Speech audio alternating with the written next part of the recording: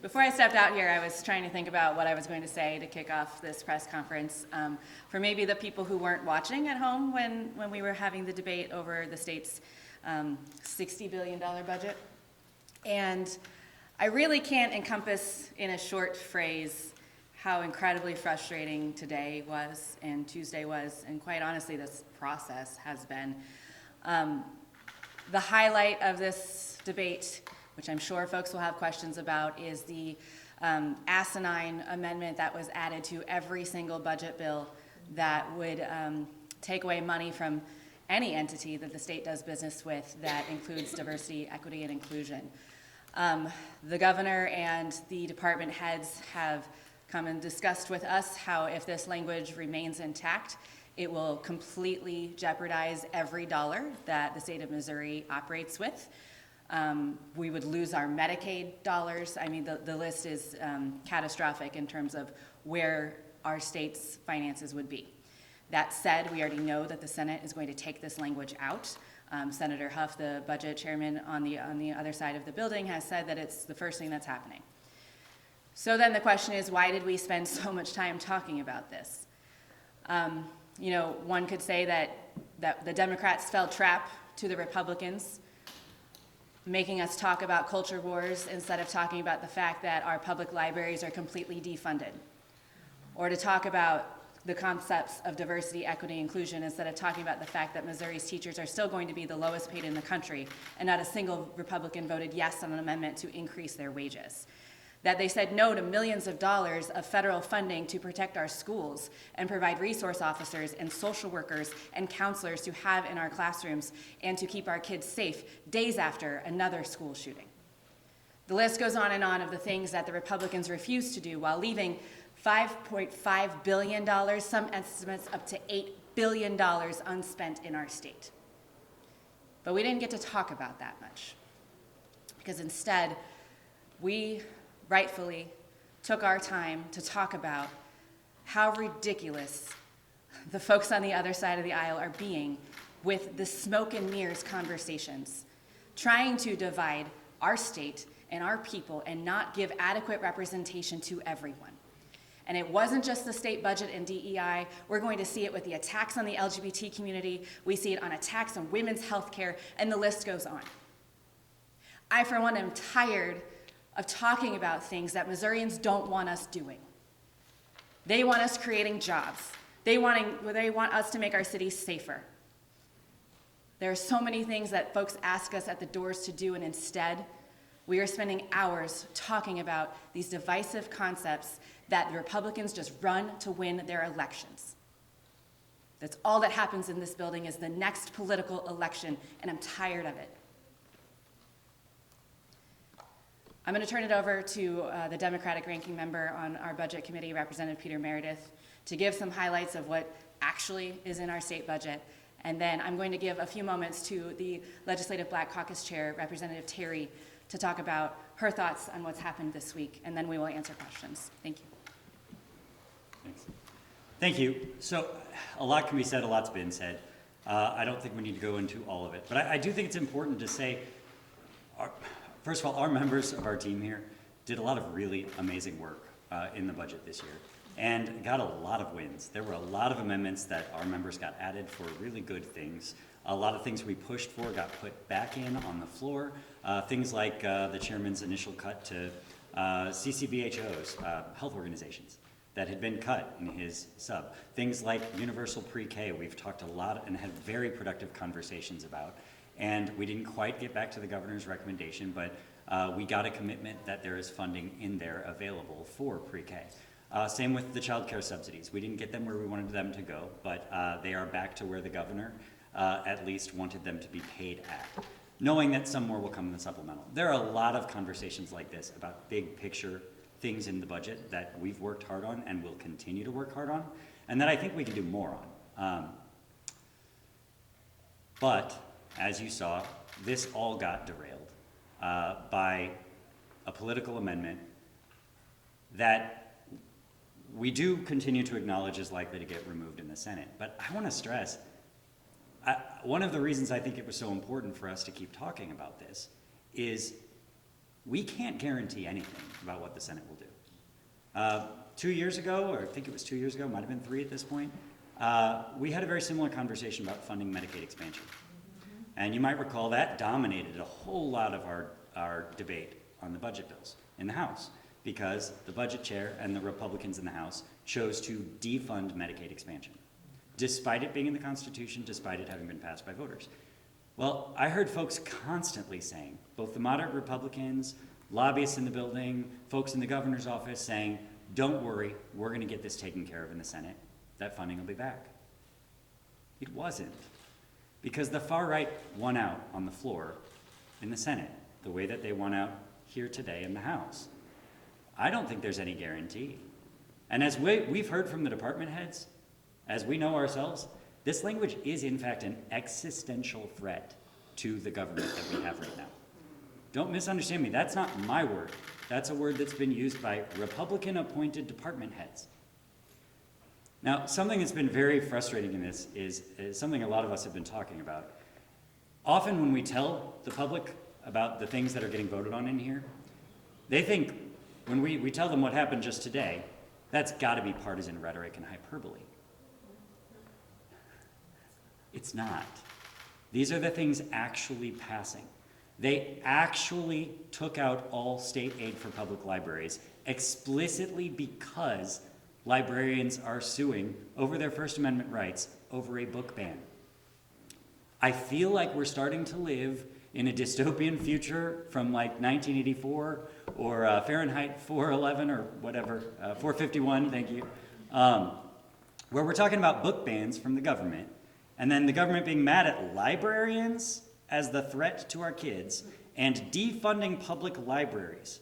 That's the real world here today in Republican-led Missouri. We are actually here today with them passing language in the budget that says no money can be spent to any entity or staff or anyone associated with diversity, equity, and inclusion. When we pointed out every single Fortune 500 company that we looked up, even Chick-fil-A, has a diversity, equity, and inclusion program, often has a director or a vice president specifically for that role, because they all know this is a really important thing in business development right now, in maintaining a workforce, in maintaining a healthy and happy workforce. It's also just essential for us to move forward in a country with a really, really rough history on these subjects. And their approach today and this week was to actually ban those things. That's where we are. And so it's hard for us to talk about some of the details of the budget right now when we are looking at what is in fact an existential threat and something that sounds like it would send us back to the Jim Crow era or some eerie dystopian future. And so that's what we're talking about here today. We're happy to take questions after Representative Terry. Good afternoon. I first started hearing about DEI from a reporter that called me, and I was like, what are you talking about? Long before it even happened in this building. I think a lot of you probably heard some of my words. The first thing came out of my mouth is that it's dangerous. Those programs were implemented so that we could have equality, so that we could be diverse in our workplaces. So it's dangerous that they would put an amendment on such bills as such. It's also very hurtful. You know, we have a lot of individuals standing behind me that are hurtful behind that. And what hurt me most was to sit in my chair and look on the other side and see the smirks on individuals' faces, the unconcern as to the damage that some of this is causing. That's what hurts the most. I also made a statement that not only is DEI necessary, it is necessary right here in this building. Every day we have to come to work. We were elected by our communities to do something that I'm very proud to do. I'm very proud to represent the individuals of the state of Missouri. But we have to come in this building and we have to abide by the rules of individuals that have shown us, and with this amendment exactly, that we really don't matter, that our concerns don't matter, that even our people in our districts don't matter. You know, it's like dictatorship. And I do believe if these things are allowed to happen, we're going right back to the Jim Crow laws. Next week, we'll probably have something on the water fountain that says whites only. You know, they're just getting out of hand. And we're supposed to sit back and accept that, and we can't, especially when you put stuff in amendments on bills that are very important to all of us. Everyone knows that we care about children. We care about seniors. We care about the workforce. We care about economic development. But when you have things like that, there's no way fair. We have construction workers now, firefighters that are not equally paid, that are not equally in the workforce. So taking that out, can you just imagine what would happen? What would happen here? And I said to them, we see this right here in this building. And so for now, for you to try to put this to law and put this on the books, it's disgraceful, it's hurtful. And we allowed our individuals behind us to say today how they felt. I wanted the state of Missouri to know that it's not that we were voting against the budget. These people have worked very hard, and we're doing what we're doing for the people of the state of Missouri. We want you to be informed. We're trying to put a safeguard around the budget that was presented. They're not even listening to the governor. So what does that tell you? Everybody has their own personal agenda on that other side, and I'm ashamed. I'm ashamed. And with that, we'll take questions. There is at least one, probably several charter schools that are organized on the issues of diversity, equity, and inclusion. And they are, this language is now in the supplemental, which means it takes effect with this fiscal year. If the language survives and the governor signs the bill, do those schools have to shut their doors immediately? Sure. I mean, I think that there's a strong argument that they would. No public funds in any of these departments can be spent on any vendor, staff associated with those programs. Well, they're not just associated with it. As you said, their missions are actually revolve around the topics of diversity, equity, inclusion. One right by my district that I can point to is exactly that. But it's not just schools, right? I mean, we're talking about every business in the state. We won't even be able to have Coke in our vending machines because I assure you Coca-Cola has diversity, equity, inclusion in their mission. I wouldn't know, we wouldn't be able to have our lights on because Ameren has diversity, equity, inclusion in their mission and staff associated with it. It's absolutely bonkers.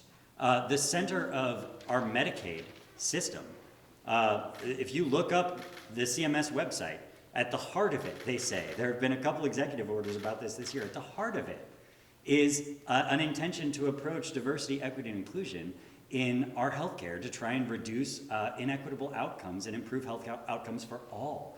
All of these things are at risk. Yeah, it's everything as small as one individual school to as big as our state functioning with Medicaid at all. You mentioned that the governors and some state agency heads have expressed concern about this. Can you talk a little bit more about what that's looked like, who's been involved in those conversations, sort of what they said about this language and what it could mean? Sure. Well, I can tell you right now that Director of DSS, Director Nodell, has had a lot of conversations with folks about what their lawyers have looked at with this. But I've also talked to folks in the governor's office directly about how many different things would be impacted by this. And the list just goes on and on and on and on the more you look at it. I mean, you talk about higher ed. This would censor them from being able to hire teachers who have written a book about diversity. They wouldn't be able to teach a class about it. We wouldn't be able to have women and minority-owned business preferential treatment in our contracts that we're trying to address inequities in our contracting. And we've been doing for a long time, but that precisely under the language of the bill would be a preferential treatment based on race or gender or sex. It goes on and on and on. And the departments and the governor seem well aware of that, which is why we're hopeful that this will get stripped out. But as we said before, in the Senate, sometimes sanity wins out and sometimes it doesn't. Go ahead, sorry. Time and time again, Republicans fell in line with what budget chair wanted, except for one. I feel like that was really significant, which was Representative home care pay raises for home care workers. One, why do you think that was kind of where they bucked leadership, the closeness of that, and what that means, going over to the Senate where you can just show, hey, this is bipartisan support for this? Yeah, so I believe that the biggest reason why the Republicans almost voted with us to pass Representative Lavender's amendment was, quite honestly, the conversations that happened in the committee room itself. When Representative Lavender offered the amendment, they talked at great length about the necessity for supporting folks with disabilities. And this is a conversation that we've had for years, and many members of the Budget Committee have been working to try to increase the pay for folks who are working with these individuals. And it is something that I believe there is a lot of empathy and passion around. Like most things where you find bipartisan compromise, it goes to the work of the individual who is offering that amendment and the folks who work on it with the relationships that we have. So Representative Lavender did an amazing job all the way through this process. And in the committee room itself, as y'all heard me say on the floor, many of the members on the other side of the aisle wanted to vote with us, and they were in fact crying during that vote because they knew that the right thing to do was to support Representative Lavender's amendment. When it came to the floor, we had that same conversation, and I did my best as the floor leader to point out the fact that folks are on the other side of the aisle constantly voting as they are told, despite their feelings on an issue. When it comes to many topics, whether it's folks with disabilities or protecting our children from terrible situations, our foster care system, there are places where we can find that empathy and common ground. But as I said on the floor today and Tuesday, what makes this debate so hard is that we know that they agree with us. We know that they know what is right and where our dollars should be being spent morally. As a state, they tell us, they pull us off the floor and say, you're right. They cry in our offices and say, I'm so tired of voting against this stuff or doing what I'm told, and if I don't, I'm gonna get primaried and lose my job. They cry as they say that to us. And we're done letting that go by without calling it out. And that's what we did on the floor this time. That's what Representative Lavender did in the committee hearing. And I think that's why we saw a lot of the Republicans vote with us. I want to talk about childcare a little bit. We saw it stripped out, we saw it come back in, and then yesterday on top of it, we had a bill come to the floor, Brenda Shields' bill that had to do with tax credits. Do we believe that they were kind of meant to go together? Can we talk about this? The chamber has said multiple times it's more than $1 billion that the state's economy is missing out on. Yeah, so we also had an amendment on the floor in the budget process to put back the funding that the budget chair and the budget committee ultimately stripped out in the Department of Economic Development in order to administer those tax credits. This is a really important conversation. You're right, it's a governor's priority. It's one of our priorities. Childcare is one of the chamber's priorities. Everyone we talk to everywhere we go says it's a top priority, both for long-term development of our kids, but also just for our workforce, for people to be able to work. Number one problem in our state. It was very frustrating to us that that money was not put back in for the staff to administer it, for the dollars to administer it. And they told us, well, it's because the bills aren't moving yet. And sure enough, the very next day, that bill was on the floor. But we had to stand there and say, okay, we all want this to pass. It seems to be popular. But you just said no to the money necessary to do it. That's incredibly frustrating. And I'll also say it goes hand in hand with the child care subsidy conversation, where the budget chair, sure, he put some money back in and language back in using one-time funds, which is not much of a long-term commitment to saying that's where we're going to go, knowing that we're just getting ourselves back up to paying at 58% of what the actual market cost of childcare is, which is where we were 3 or 4 years ago when there was already a crisis in childcare. And it's fallen all the way down to 20% since then. So if this is one-time money, what's going to happen next year when we start falling down below that percent again? When what the target should be is paying at least 75%. So we're not really addressing this child care problem in the budget or the tax credits yet, if we're not going to put the money behind it to do it. I want to also go off of that with pre-K. Universal pre-K obviously was not approved, and then on top of it, it's just kind of confusing as a whole, because my understanding, and correct me if I'm wrong, is The only way, that money is set aside, you guys have to pass legislation, but then does it only go to free and reduced lunch? There's a lot of moving parts there, so can you explain pre-K? Sure. So I think the free and reduced lunch part is going to depend on a bill that passes. A bill that passes authorizing foundation formula money to go toward pre-K. And the details of that bill will depend on what happens in here. I know a lot of us really want to see that happen. The funding is supposedly there in the sense that based on the budget chair's estimates of what the foundation formula is going to cost, he thinks the schools are going to have enough money in the foundation formula to pay for pre-K if it gets added. Now, our frustration here, and I think Representative Lavender spoke to this better than anyone, they're pulling money out of the foundation formula that's in there currently to pay for an expansion of schools. And they're justifying it by saying, well, attendance is down in some schools. Well, I assure you, our school districts are not coming to us saying, oh, we've got some more kids missing school, so it's costing us less to run our schools. They're not. But we're going to reduce the amount of money they're getting to fund their schools. And we're going to say, because we've reduced the amount of money you're getting to fund your schools, you're going to have some left over that you can use for pre-K, which is also going to cost the schools more money. That's not how we really fund pre-K. If we want to really fund pre-K, we need to add dollars to the school's budget as we pass legislation to encourage them to make sure all Missouri kids can go to free early childhood education. Okay, One of okay, go ahead.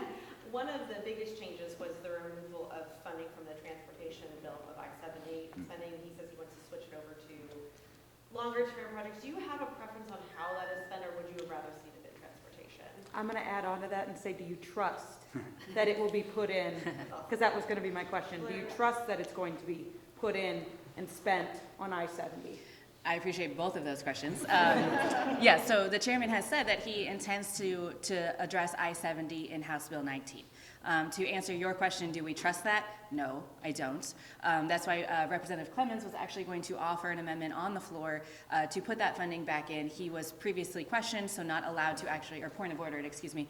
So he was not allowed to try to offer that amendment. And the real reason behind that was because we don't necessarily trust that it's coming. We have heard from the Senate about other funding options. Of course, there's conversation around lots of different buckets on how we should fund this. At the end of the day, here is where I stand on I-70. We have $6.5 to $8 billion left over on the bottom line. And that's a wide range. That is an amount of money that most humans cannot conceptualize, myself included. And we know that the restoration and expansion of I-70 is going to be good for business. It's going to be good for Missourians. It's even, while that doesn't hit my neck of the woods, we can't address 44 until I-70 is addressed. All of this stuff is connected, right? And so we should be making this a priority. But yet again, we are waiting, not doing it now, bucking it to the Senate for this conversation instead of actually doing our jobs as House lawmakers and funding it now. I spoke with Senator Huff today on the 70, because not only is he planning on putting that money back, he also said that he's expanding what the governor wants, including 44. Thoughts on that? Yeah, I mean, I think, as I've said many, many times, we have a once-in-a-lifetime opportunity right now in the state of Missouri to make record investments that are life-changing for our state. Will we be here again next year with this excess money? Probably not. Will we ever be here again? Probably not. And so, yeah, we should be having conversations about expanding into every avenue that we possibly can to make serious long-term investments in our state. And I am very supportive of Senator Huff adding 44 in, and I look forward to those conversations. Following up, Representative Mayhew is asking, at least for members on the Republican side, what alternative projects they may want to include and use from that $859 million. I'm just curious if any Democrat has been approached by Representative Mayhew about a project in their district. No, no one has. Yes. One more. We have some ideas, though. Yeah, we have lots of ideas. I'm sure you do. I just, that wasn't the question. Like I said, this now goes to the Senate. Not only is the language, not only does appropriations chair say that language is going to be very problematic, has a lot of issues with it. He also used this metaphor, I'm going to paraphrase it, about not spending money, saying it's like bragging that you have a lot in your savings account while your roof is leaking. Hearing that, does that give you kind of a lot of hope as this moves to the other chamber? It absolutely does. And as a representative from Greene County on the Democratic side, it sometimes pains me to say how much I agree with my Republican senator. But he honestly, since he has been in the budget position, and in my time here, there have been many, many times where our side has gone over to Senator Huff to talk about what we would like to see done in our budget. The budget used to be the least partisan thing in this entire building. When I served on the budget committee as a freshman lawmaker, it was my favorite thing because it wasn't partisan. We could talk about things like funding roads and bridges. That shouldn't be a partisan conversation. So to answer your question, yeah, it does make us hopeful that Senator Huff is talking in realistic, actual, like, sensical terms of fixing this DEI situation and how ridiculous it is. Having a conversation about actually funding our infrastructure that is crumbling, that we continue to get bad reviews on from national organizations. And so we do look forward to working with the senators on both sides of the aisle to take our priorities and the priorities of our district over there and hopefully get them restored. And the governor's office as well. Other questions? Okay, thank you guys so much. Thank you.